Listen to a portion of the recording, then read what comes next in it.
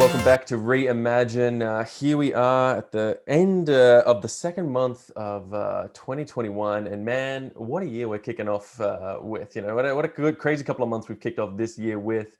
We thought 2020 was a wild one, but you know, frankly, from this vantage point, I feel like 2021's got plenty of surprises in the bank, and already has dropped some pretty major ones so far. You know, markets across the world are booming. I'm not just talking crypto and blockchain here. I'm talking everything. You got an asset, it's probably going up right now. Whether this is all a crazy bubble, whether it's all sustainable, whether this is a site for new innovation, I guess we need to see. But that's why we're bringing you the best people in this space to talk a little bit about what some of these key innovations are that's happening all across crypto, blockchain, and all its related sectors. And that's no exception who I'm speaking to today. I'm joined now by Rahul Sood, co-founder of Unikrn, one of the most fascinating esports betting companies in the space. So much interesting development going on there. Rahul, firstly, thanks so much for being with us. Hey, thanks for having me. I appreciate it. Absolute pleasure. Now, Rahul, for our guests and our audience, rather, that is not so familiar with what you guys are doing over at Unikrn, give us the brief rundown, the elevator pitch, what you guys are all about. Sure. So, you know, just a quick summary. Unikrn is the largest bookmaker in the world for regulated betting on esports and video games. We were founded in 2014. We're backed by Mark Cuban, Ashton Kutcher, Sherry Redstone, Liz Murdoch, and a number of others. Yeah, we've been, our business has been through a lot of different challenges over the years. We're very early in the crypto space, and we built a blockchain element to our product. We went through some challenging times in 2020, both with the pandemic and also, just the U.S. regulatory system. But at the end of the day, we've come out the other end, and like you said, 2021 is a mad year. Like, it's just crazy. Things are going nuts for us right now. Yeah, certainly they are. And obviously, you bring it up, and let's touch on now while we're here. The Unikrn Gold project was this pioneering, esports, crypto and blockchain project that you guys had underway. Yep. Unfortunately, hit some hard times against SEC regulation, something I think a lot of people in this space are all too aware of. But yeah, could you summarize a little bit what happened there? I mean, the most I can say is that it's really strange. You've got great operators, like good operators in the space, and then you have operators that are not so good. In 2017 was kind of, I guess I'll start with the arc. I mean, the arc is, I've been long Bitcoin for many years. I've been into Bitcoin since about 2013. 2013 was an interesting year for Bitcoin because, it was sort of like there's like four kind of bubbles, but I guess the first major ones were around the Silk Road time, and then the Mt. Gox, situation. And then 2017 was kind of like the year of the ICO.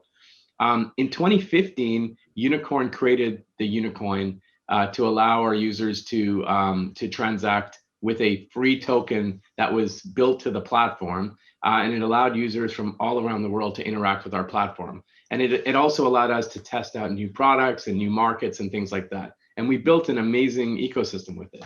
And then 2017, we created the Unikrn Gold, along with, like 3,000 other projects or whatever that had come out. And we had real usage. We have a real working platform that accepts cryptocurrencies. We got at the time, tens of thousands of users using it, on a regular basis. I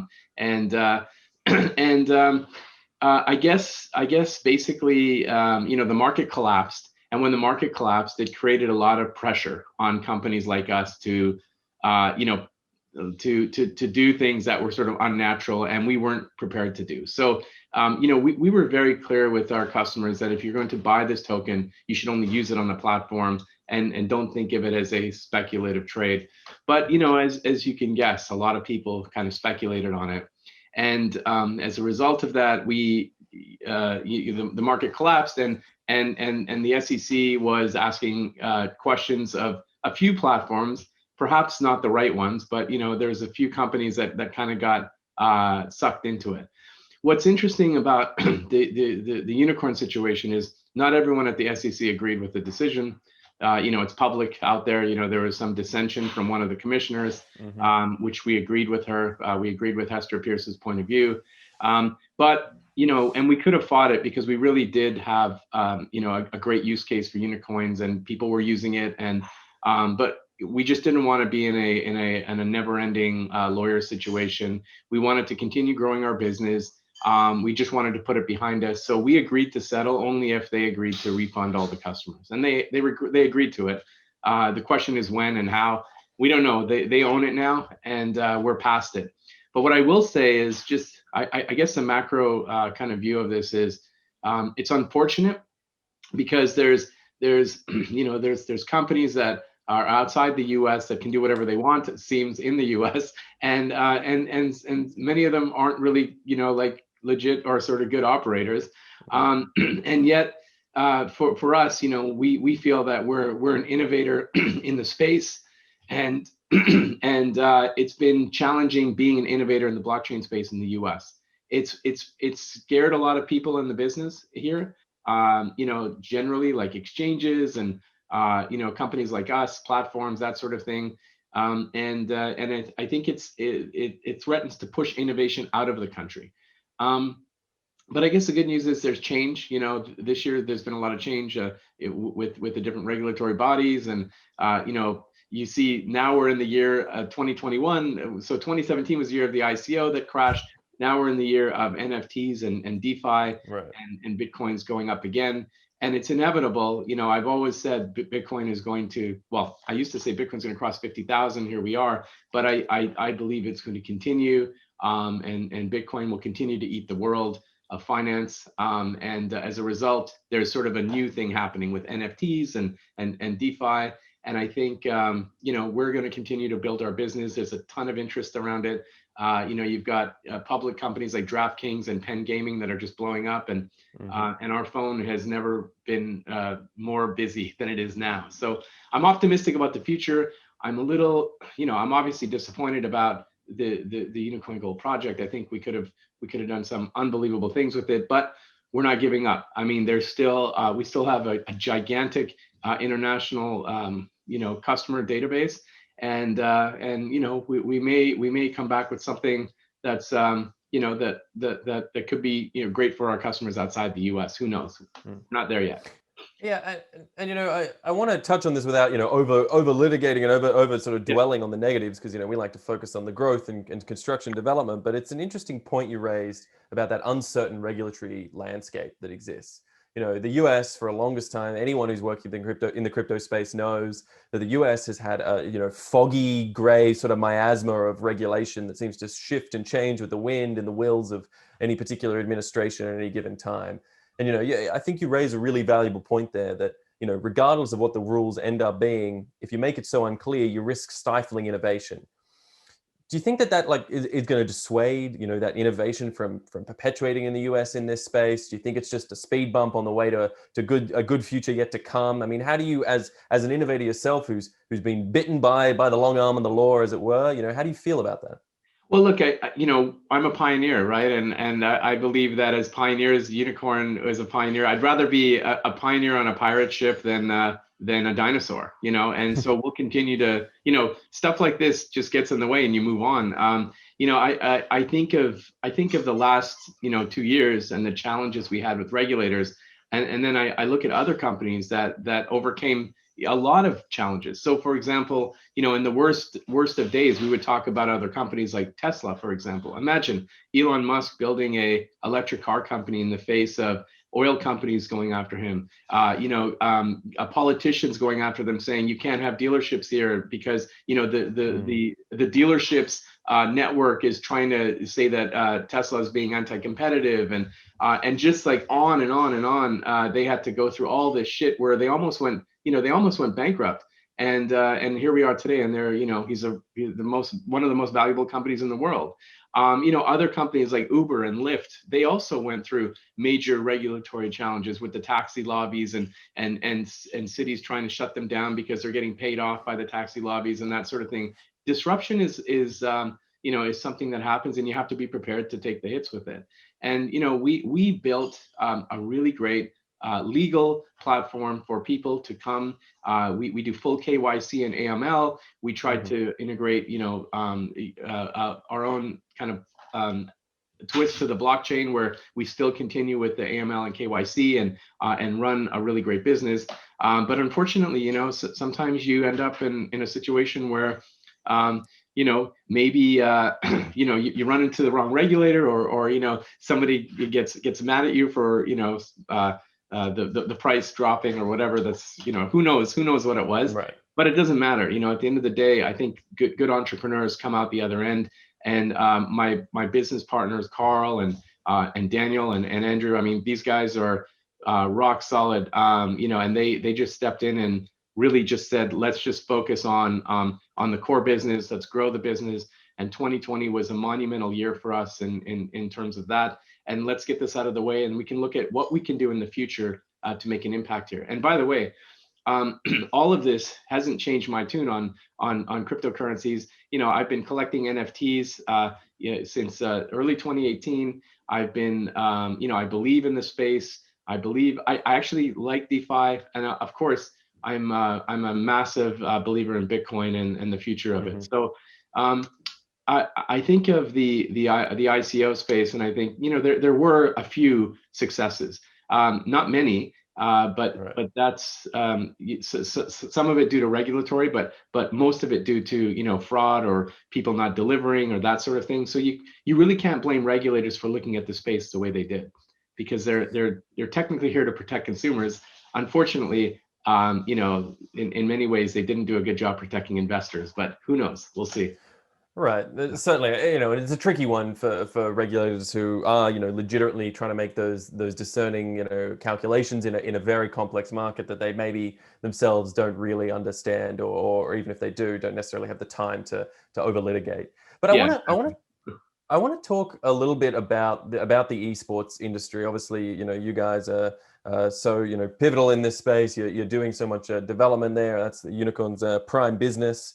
And a lot of people I speak to all across conferences and just in my day-to-day life, speaking with various crypto folk, look at esports as one of those great sort of innovative spaces that was a great comparison for what crypto could become. Obviously, there are the parallels end at a certain point, but I think you get what I'm saying. The esports was a built industry. It was sort of a bit of a joke at first. People didn't really know what to do with it, and now it's a huge multi-billion-dollar industry with so many facets globally across the world, and people are more in love with it than ever. Giving that sort of scope of history, talk me a little bit about your journey through the esports space, and then perhaps where you see it now and where perhaps you see it going. Well, I mean, my journey starts off very early. I started what has been widely recognized as the world's first manufacturer to make high-end gaming PCs. It was called Voodoo PC, and it was way back in like 1991-ish. And that company got acquired by Hewlett Packard many years later. I'm the chairman of Main Gear Computers, which makes like desktop Ferraris today. I was the first investor in a VR AR company called Vervana, which is like they make a really interesting technology, a headset like Oculus, but with cameras and zero latency, so you can see what's going on in the outside world. And they got acquired by Apple. And then when you talk about the esports angle to that, back when I was with Voodoo, it wasn't really called esports. It was just like competitive LAN gaming tournaments where people would strap their CRT monitors on their back and carry their towers to a warehouse somewhere and play competitive video games like Quake and stuff like that. It was surreal. And I guess and then I also was an investor in an early stage company back in 2010, or actually, yeah, it was about it was a little early in 2010. It was like 2008, 2009. It was called PlayAll, and it allowed people to bet against each other in games like Call of Duty. In any case, I joined Microsoft, and that's where I was like I had a really great team working with me, and we started Microsoft Ventures, and we started to look at trends. And one of the trends was the vast number of people that were watching people play video games online and not necessarily playing them. And one of the companies we invested in was a game community company. The CEO and I became very good friends. And him and I were talking about esports, and he's from Australia and he likes to bet on sports and all sorts of things. And I said we should meet my CTO who started PlayAll. We all got together and we decided to go out and start Unikrn back in 2014. The space has just completely blown up. You're right. I mean, for a while people were sort of looking at it as a joke. Where does this go? That type of thing. But it's much bigger. It's the fastest growing sport in the world. There's a mix of art and culture and music associated with esports. Plus, the reason that universities are giving scholarships and and high school leagues are coming along is because they realize that the best players in games like Dota 2 and League of Legends tend to be great collaborators. They work well in teams, they're good leaders, they work well under pressure. They're your ideal students, right? They're good at math. Right. I mean, like, who doesn't want those students in their schools? So so esports has really just come a long way.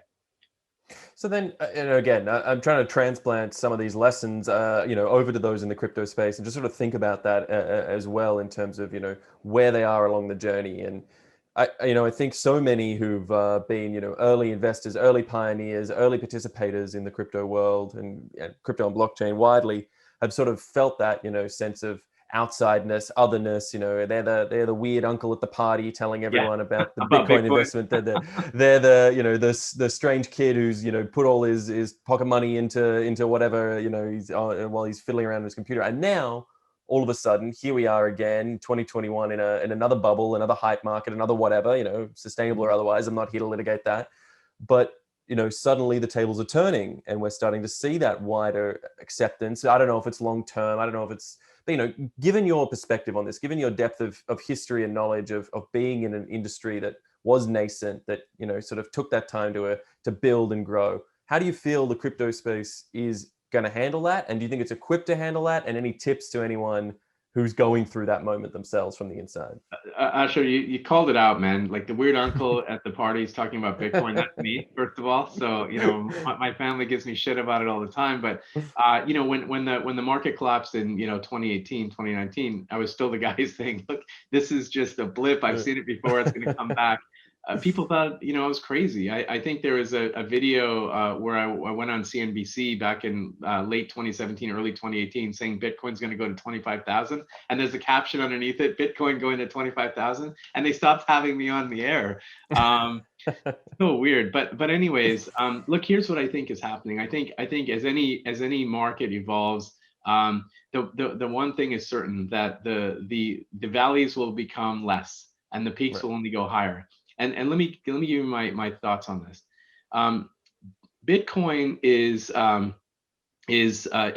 being adopted widely by, now it's getting institutional money. Now banks like JP Morgan, who once said, Bitcoin's a fraud, are now coming in and recommending it as an investment to their clients.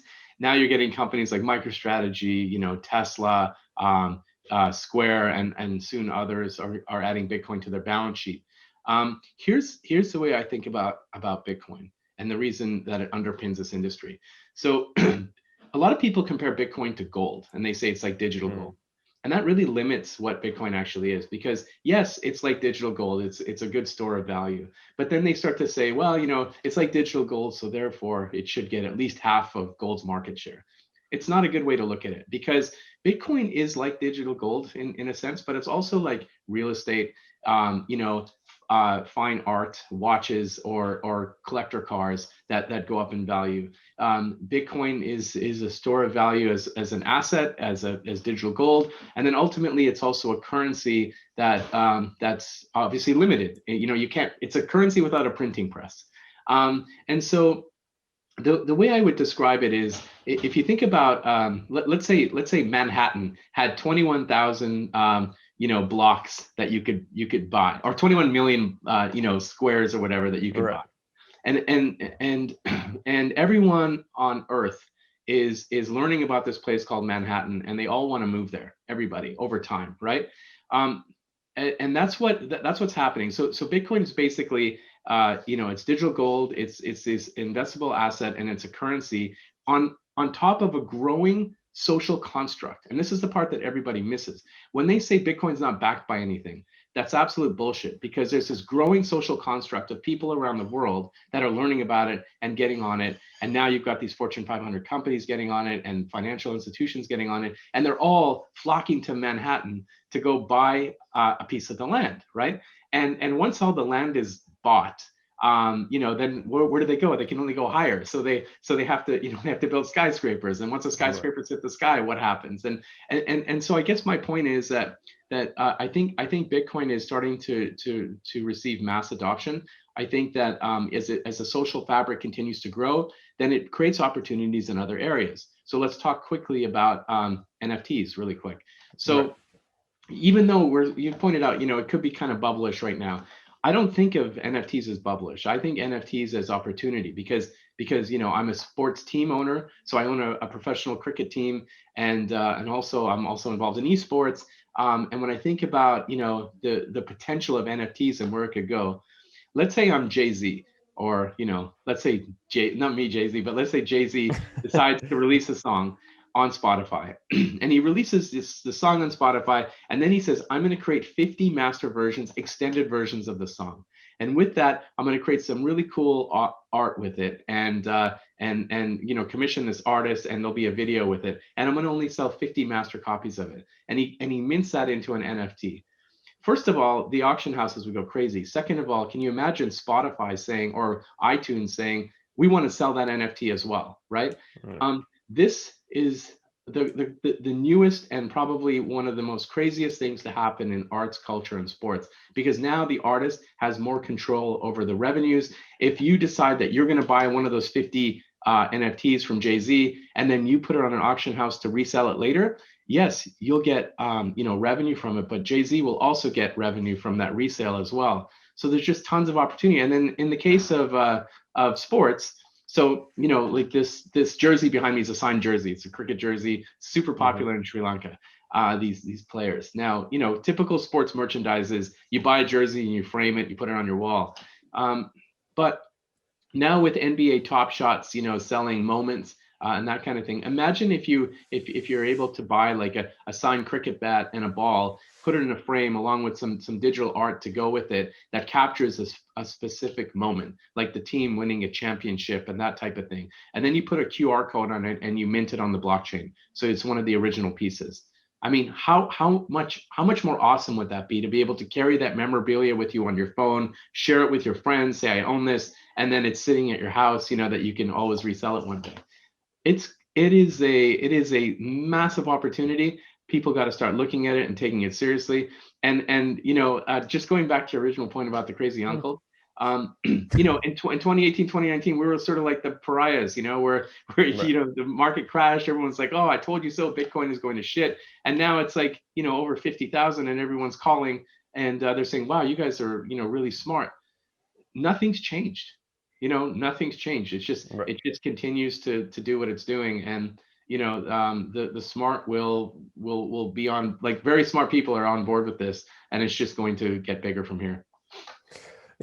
I love the vision you put out there. You brought in the NFTs, incredible point. And, NFTs are having such a moment right now, and it's fantastic to see. And over the last few months, and you sort of painted this vision between Bitcoin, NFTs, and beyond of this sort of democratization of wealth, this democratization of value assertion. Whether that be through artists, whether that be through the redistribution of wealth in Bitcoin or any other of the numerous projects that exist out there. But I sort of always wonder, and this is the cynical side of me coming through, but I sort of always wonder, we talk about this as people inside the space and as those sort of, people who've seen it come from nothing and be built out by pioneers and whatnot. But as more and more value starts to get ascribed in these areas and regulators start to want to come in and impose their own views and their own visions, and whether that be a CBDC or whether that be additional regulation on existing spaces and licenses and exchanges, do we not risk this whole notion, this whole social construction that you mentioned, getting co-opted by these bigger powers that are already in place, ready to jump on, whether that be governments, institutions, or otherwise? I don't think so. I think regulation to a point is good. I think things like KYC and AML are important. In the art world, for example, like in the real art world, trading Picassos and Mona Lisas and stuff. It's known to be kind of a space for money laundering, right? Um, and I think the same thing in the NFT world. If you look at some of the auctions that have come up, you see a piece sell for like $1.5 million. That's really like, what the hell is that? It's just a fucking GIF that's selling for $1.5 million. It seems weird when you see those wallet to wallet transactions. So there's a bit of marketing sometimes. Maybe there's some money laundering going on. That is stuff that regulators are worried about, and rightfully so. But the reality is there's going to be that type of thing, but there's also going to be real deals happening, like Beeple selling his art for $6 million. That's a real sale. Getting on Christie's, it's a real thing that's happening. You have to have some regulation in the space. But I will say this: there's no putting the like the can of worms is already out, right? There's no putting the cat back in the bag, or whatever you want to say. It's out there, and it's on the loose. And so all governments can do now is embrace it. If they try and stifle it, if they try and shut it down, it's going to shoot them in the foot, and it will become a national security threat for them if they don't start embracing Bitcoin in some way, shape, or form. So I think the U.S. recognized it. The U.S. has a very large amount of Bitcoin in their treasury through seizing and various means. Various acquisitions. But they still have a lot of Bitcoin in treasury. I think they're starting to figure out what digital currencies could do. So let's put Bitcoin aside for a minute and just talk about what you could do with a digital currency. Like if it were up to me and I had to give $2,000 worth of US dollars to everybody in the country over the pandemic, say every month, whatever it was. Imagine if you tied it and said you only have 1 month to spend this money, right? Mm-hmm. And so the idea is that the government is giving out a digital currency. You're saying you have 1 month to spend it or it expires. What happens to that money? It goes straight back into the economy. It drives jobs. It creates wealth. It does all sorts of things, and it also feeds the family. That's what they should be doing, right? And you can do all sorts of stuff with digital currencies that you can't do with regular currencies. And if people had known wallets that you could send money to, you can do stuff like that, and the government can create a massive economic development by doing that.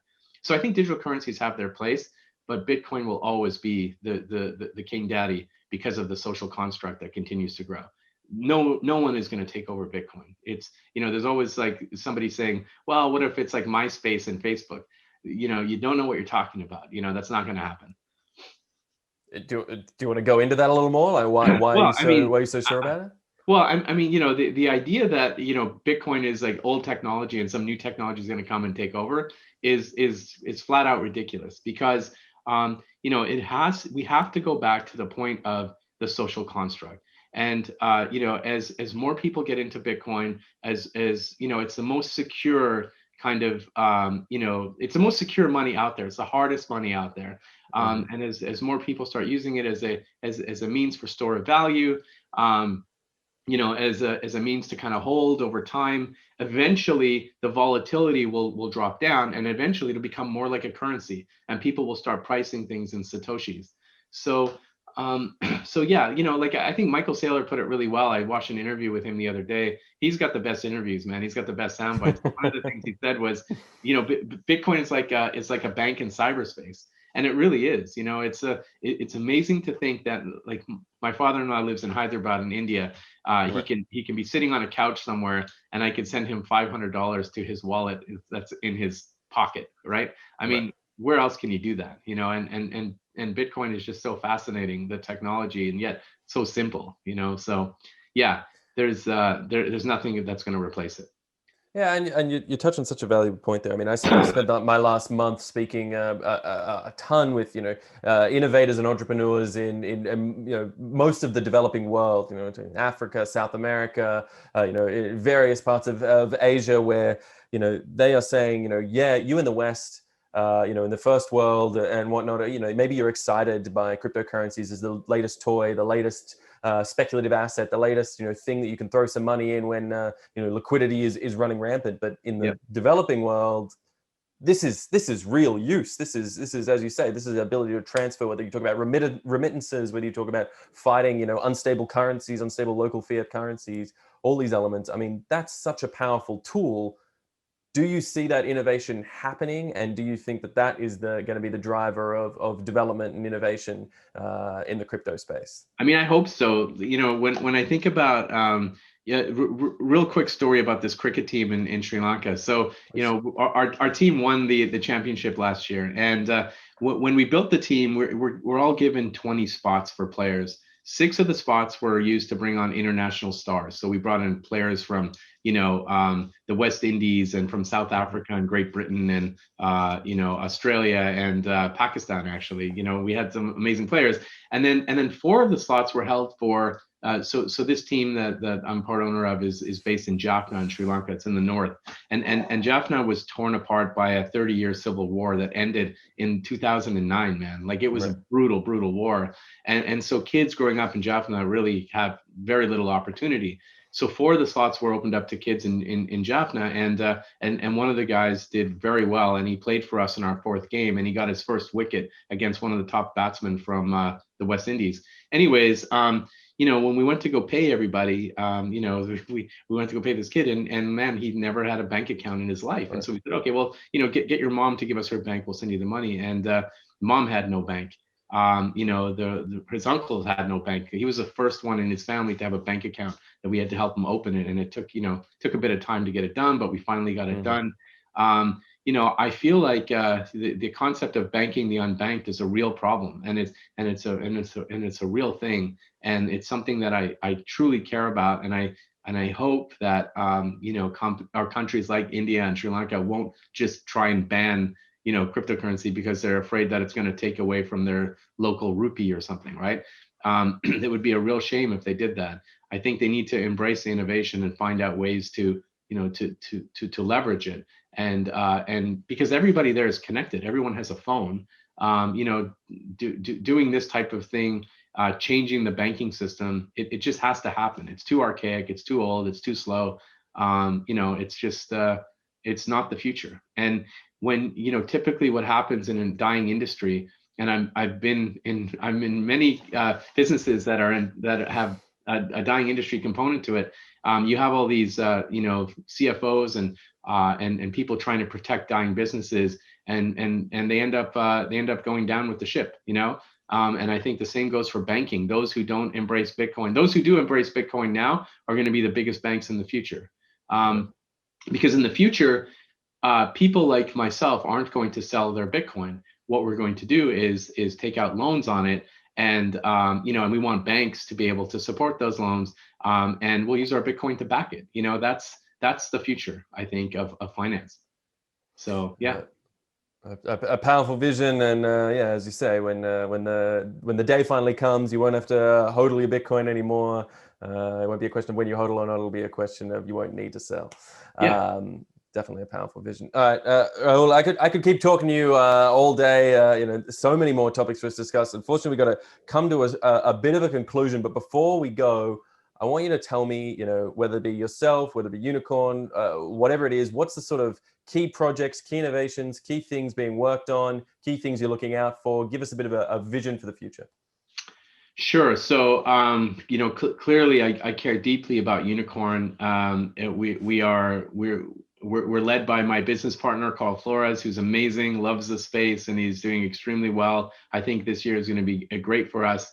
As far as my own sort of personal projects go, I've always been in the future of sports. I'm a big believer that cricket is going to eventually take over Major League Baseball in the U.S. So, I really believe that. I think cricket's going to come to the U.S. And the reason I say that is because there's so many young people that are into it, young, smart, sort of tech savvy people versus Mm-hmm. baseball. It's a bunch of 60-year-olds, that watch it. So I think that's sort of a passion project for me. And then the other thing is, I'm getting really sort of deep into the NFT space, and I'm looking for artists who are very, very good with digital art, but can also have a physical component to their art. I think that there's a significant opportunity there. So yeah, I continue to play in the space, and I continue to be that weird uncle at the parties who talks about Bitcoin all the time. So yeah. Well, Earl, in that sense, you and I have 2 points of connection. I'm also the weird uncle, and as an Australian, I would love nothing more than to see cricket take over the US, and I could finally lord over my American friends. I Yeah, don't know what's going on in baseball, and I just think it's a better sport. But that's between us here, and the Americans can go do what they want for now until we teach them the right way. Earl, by thank the you way, so much. there's a T20 league coming to the US, huh? I don't know if you Good. knew this, but yeah. I did not. I haven't cut Yeah. it up with that, but all right, that's good to know. We're Yeah, gonna ease them in slowly. yeah, exactly, Uh, exactly. Yeah. All right, Earl, I want to thank you so much for speaking with us. So many good points hit on. I promised our audience that this would be a meaningful conversation about some of the key scopes of history and whatnot, and I think we've more than delivered. So, Earl, thank you so much for speaking with us, and for all those watching, make sure you stay with Reimagine. Thank you.